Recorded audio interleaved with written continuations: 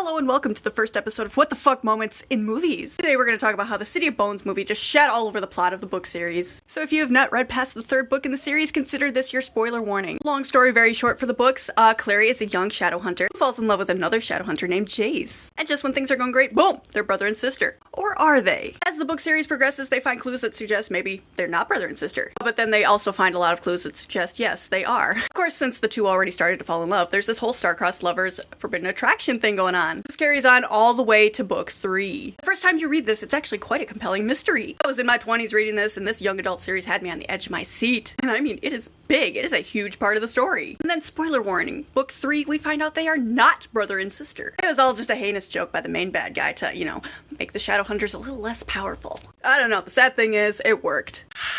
It was a soap opera and I was there for it. Naturally, when I heard there was a movie coming out, I was excited. And since it is a movie based off a book series, you go into it, not expecting it to be great. And, it wasn't. It was okay. It wasn't bad, but I would have watched a sequel.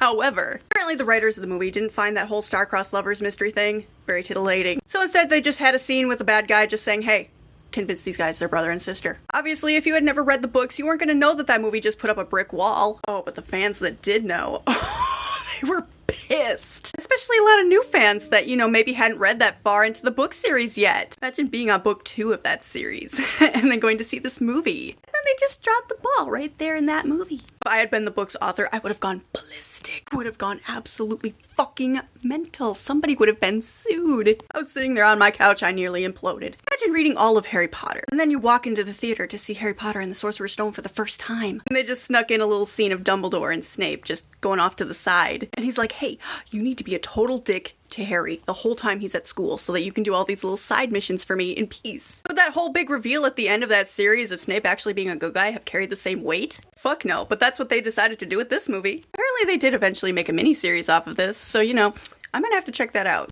Support that poor author, because God, I'm still mad. I can't imagine what they're feeling.